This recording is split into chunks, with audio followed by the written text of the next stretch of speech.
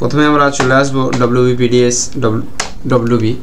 এখানে আসার পরে রেশনের যে সাইট, সেই সাইটে যাব। সেই সাইটটা একটু চেঞ্জ হয়েছে, সেই চেঞ্জটা নিয়েই দেখাবো আজকে ভিডিওটা, কিভাবে আমরা কাজ করব সেখানে। দেখুন এই যে সাইটটা আছে, এই সাইটের এইখানে যে সিটিজেন্স হোম, একদম লেফট সাইডে যে সিটিজেন হোম আছে, এখানে ক্লিক করতে হবে। ক্লিক করার পরে আমাদের যে সাইট কাজ করার রেশন কার্ড সম্পর্কিত সেটা এখানে দিয়ে দিয়েছে। এই যে রেশন কার্ড সম্পর্কিত কর্নার, এখানে ক্লিক করার পরে আমাদের দুটো অপশান দেখাচ্ছে, রেশন কার্ডের স্বসেবা আর অফিস অনুমোদন প্রয়োজন পরিষেবা। আমরা নিজেরাও যেই কাজগুলো করতে পারবো সেটা হবে, আর যদি আমরা অনলাইন আবেদন করতে চাই তাহলে সেটা এখানে আমরা ক্লিক করব, অফিস অনুমোদন। তো আমরা এখানে ক্লিক করলাম। ক্লিক করার পরে দেখুন এখানে অ্যাপ্লাই অনলাইন দেওয়া আছে, আর এখানে আমাদের ফর্মগুলো দেওয়া আছে। অফলাইনে যদি আমরা ফর্ম সাবমিট করি কোনো রেশন দপ্তরে গিয়ে, ব্লকে গিয়ে যদি আমরা সাবমিট করতে চাই, তাহলে এখান থেকে ফর্মটা ডাউনলোড করে ফিল আপ করে করতে পারি। ধরুন কেউ চাইলেও আপনার কাছে ফর্ম, তখন আপনি এখান থেকে দিতে পারেন। আর আপনি যদি অনলাইন অ্যাপ্লাই করতে চান তাহলে এখানে ক্লিক করবেন। এখানে ক্লিক করার পরে দেখুন আগে যে সিস্টেম ছিল সেটা এখন চেঞ্জ হয়ে এখন আধার কার্ডের মাধ্যমে সেটা করতে হবে। তো আধার কার্ডের মাধ্যমে করতে হলে আমাকে আধার কার্ড দিয়ে লগ ইন করতে হবে। তো আমি আধার কার্ড আমার যে এটা আগে জেনে রাখতে হবে যে এই নাম্বার, যে আধার নাম্বারটা লিখবেন তাতে যেন মোবাইল নাম্বার লিঙ্ক থাকে। তো আমি আমার আধার নাম্বারটা দিয়ে দিচ্ছি। আধার নাম্বার দিয়ে আমি ওটিপি পাঠাচ্ছি। দেখুন এখানে বলে দিয়েছে entire Aadhaar must belongs to one of the family members, please ensure that Aadhaar biometric is not lock. Biometric lock যদি থাকে তাহলে আপনার এই সেবাটা আপনি নিতে পারবেন না। এরপর আমি এখানে চেক বক্সে ক্লিক করে ওটিপি পাঠাবো। ওটিপি পাঠানোর পরে দেখুন এখানে আমার ওটিপি চলে আসছে। ওটিপি চলে আসছে, এই ওটিপি নাম্বারটা আমাকে এখানে দিতে হবে। আপনার যে আধার নাম্বারের সাথে ফোন নাম্বার লিঙ্ক আছে সেই ফোন নাম্বারে আপনার ওটিপি আসবে। আমার ওটিপি চলে আসছে, আমি সাবমিট ওটিপি করলাম। করার পরে দেখুন এখানে আপনার নামটা দেখিয়ে দিবে। আমার এখানে নাম দেখিয়ে দিয়েছে, মোবাইল নাম্বার দেখিয়েছে, Aadhaar number, date of birth, mail এসব দেখিয়ে দিয়েছে, আর কার্ড আরসি যে নাম্বারটা সেটা তার ক্যাটাগরিটা দেখিয়ে দিয়েছে। এবার এখানে বলেছে above ration card belongs to you, এটা কি আপনার রেশন কার্ড? আমি অবশ্যই বললাম হ্যাঁ। বলার পরে নেক্সট করব। তারপরে দেখুন এখানে চলে আসছে আপনার ড্যাশবোর্ডটা। এখানে ফর্ম 4, ফর্ম 6, ফর্ম 5, 6, 7, 8, 14 নম্বর ফর্ম আর 15 নম্বর ফর্ম দিয়ে দিয়েছে।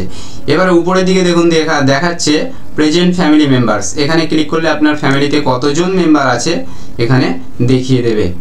ঠিক আছে, এখান থেকে আপনার যতগুলো ফ্যামিলি মেম্বার্স আছে দেখিয়ে দেবে। ধরুন আপনার নতুন কাউকে অ্যাড করতে চাইলে এই ফর্ম 4 ক্লিক করবেন। ক্লিক করলে আপনার নতুন কাউকে যদি অ্যাড করতে চান তাকে এখানে সে অ্যাড করতে পারবেন। দেখুন এখানে অ্যাড করতে গেলে এতজনের সাথে, এবারে আপনি নেক্সট করবেন। নেক্সট করার পরে এখানে তার নাম, আধার নাম্বার দিয়ে ভেরিফাই করার পরে এখানে দেখুন আধার দেওয়া আছে, আধার অথবা বার্থ সার্টিফিকেট যেটা আছে সেটা দিতে হবে নাম্বারটা। তারপরে দ্বিতীয়বার আবার টিপতে হবে। এখন আধার যদি আমরা লিখে রাখি তাহলে আধারটা দিতে হবে।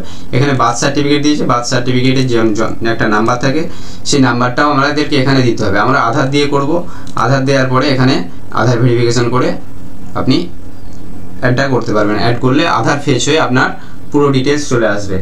তো আমরা করব কি, এখন আমি যেটা করতে চাইছি সেটা হলো আমার এখানে একজনের নামে ভুল আছে, সেটা আমি ঠিক করব। সেই জন্য আমি এখান থেকে ব্যাক করব। ব্যাক করার পরে দেখুন ব্যাক টু ড্যাশবোর্ড। এখানে কারো যদি নামে কিংবা অ্যাড্রেসে ভুল থাকে তাহলে সেটা কিভাবে করতে হয় সেটা আমি এখানে দেখাচ্ছি। দেখুন দেওয়া আছে 5 এবং 6 নম্বর form. If you want to update beneficiary details or address and FPS in your ration card, তাহলে এখানে ক্লিক করুন। এখানে ক্লিক করলাম আমি। ক্লিক করার পরে দেখুন এখানে চলে আসছে এই অপশানটা। এখানে what do you want to update, কী আপডেট করতে চান আপনি, তাহলে বেনিফিশিয়ারি ডিটেলস আর অ্যাড্রেস এখানে দেওয়ার পরে এখানে বলেছে do you live in a municipality, মানে আপনি কি পৌরসভার আন্ডারে থাকেন? না, আমরা গ্রামের মানুষ, সেই জন্য নো করলাম। নো করার পরে নেক্সটে ক্লিক করব। নেক্সটে ক্লিক করার পরে এখানে আপনার ফ্যামিলির প্রত্যেকের নাম চলে আসবে। চলার পরে এখানে দেখুন এখানে এই যে গ্রিন, এটা মানে হচ্ছে তোমার অ্যাক্টিভ মেম্বার। যদি হোয়াইট থাকে অ্যাক্টিভ মেম্বার, কিন্তু তাদের ডেমোগ্রাফিক অথেন্টিকেশন করা নেই। হলুদটা অ্যাক্টিভ মেম্বার কিন্তু ফ্ল্যাগ ফর ভেরিফিকেশান, তাদের ভেরিফিকেশানটা এখনো হয়নি। আর যদি লাল দেখায় আপনার এখানে, তার মানে আপনার কার্ডটা ইনঅ্যাক্টিভ হয়ে আছে। তো নেক্সট করব। তারপরে করার পরে এখানে দেখুন কি কার চেঞ্জ করতে চান, এখানে দেখুন নামের সাথে সাথে তাদের এডিট ডান দিকে দিয়ে দিয়েছে। তো আমি এখানে এই নামটা চেঞ্জ করতে চাইছি। চেঞ্জ করার পরে দেখুন এখানে আপনার ভেরিফাই করে দেবেন। ভেরিফাই করতে গেলে আপনার ফোনে একটা ওটিপি আসবে, যেই নাম্বারটার সাথে আপনার আধার নাম্বার লিঙ্ক আছে। তো আমার দেখুন এখানে ওটিপি চলে আসছে, ওটিপি পাঠিয়ে দিয়েছে, আমার ফোনে ওটিপি আসবে, সেজন্য আমি একটু ওয়েট করে নিচ্ছি। আমার ফোনে ওটিপি আসলে ওটিপিটা এখানে দিয়ে দেবো। ওটিপি চলে আসছে 422424। দেওয়ার পরে আমি এখানে সাবমিট ফর অথেন্টিকেশন করলাম। করার পরে দেখুন এখানে আপনি কি চেঞ্জ করতে চাইছেন, এখানে অভিভাবকের নাম আছে, দেখুন অভিভাবকের ধরনটা এখানে আমি চেঞ্জ করে দিচ্ছি। এটা কি হয় না, এর স্পাউস হয়। এবার জাতি আমি ওবিসি করে দিলাম। করার পরে এখানে কনফার্ম বলে অপশান আসছে, কনফার্ম করে দিলেই আপনার এটা আপডেট হয়ে গেল। এবার বলছি এখানে দেখুন ইনভ্যালিড গার্জিয়ান নেম দিয়েছে, সেই জন্য হয়তো হয়নি। তাহলে ইনভ্যালিড গার্জিয়ান নেম দিয়েছে যেহেতু, তাহলে গার্জিয়ান নেমটাকে আমাদের চেঞ্জ করতে হবে। দেখুন এখানে দেওয়ার পরে ভেরিফাই করতে বলেছে, আমি আরেকবার ভেরিফাই করব। এখানে আরেকবার ওটিপি আসবে, তো ওটিপিটা আসুক। এসে গেছে ওটিপি 798261 798261। দেওয়ার পরে এখানে ভেরিফিকেশন করব। ভেরিফিকেশন করার পরে দেখুন এখানে এই যে অভিভাবকের নাম এইটাকে আমরা চেঞ্জ করলাম। করার পরে এবার কনফার্ম করছি। আগে এখানে আমাদের একটু প্রবলেম ছিল। দেওয়ার পরে দেখুন এখানে কনফার্ম করতে এখানে চলে আসছে।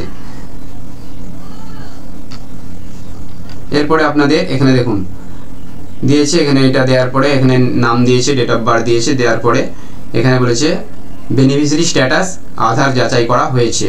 এবার আপনি এখানে যে চেক বক্সগুলো দেওয়া আছে এখানে দিয়েছে, আমি এত দ্বারা ঘোষণা করছি এই তথ্য আমার।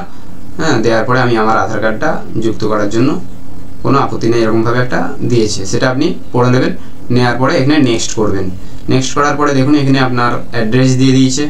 অ্যাড্রেসে কোনো কিছু পরিবর্তন করতে চান নাকি, পোস্ট অফিস আমাদের যেটা আছে সেটা করে দিলাম, পুলিশ স্টেশন খানাকুল করে দিলাম। করার পরে নেক্সট করব। নেক্সট করলাম। করার পরে দেখুন এখানে যে আপনাদের এফপিএস আছে, যে রেশন ডিলার আছে, তার নাম দেখিয়ে দিচ্ছে। আপনি যদি তার কাছ থেকে চেঞ্জ করতে চান তাহলে চেঞ্জ করতে পারেন এখান থেকে আপনি অপশানে ক্লিক করে। তো নেক্সট কি বলেছে, অ্যাড্রেস প্রুফ হিসাবে আপনাকে একটা ডকুমেন্টস দিতে হবে।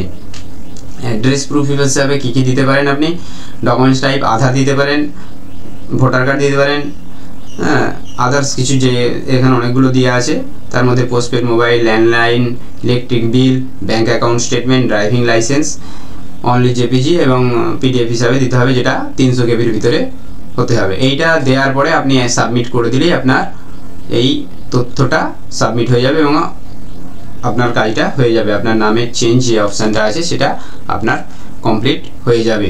তো আমি এখন এটা সাবমিট করছি না, যেহেতু আমার ডকুমেন্টসগুলো এখন এই মুহূর্তে আমার কাছে নেই, সেজন্য আমি সাবমিট করছি না।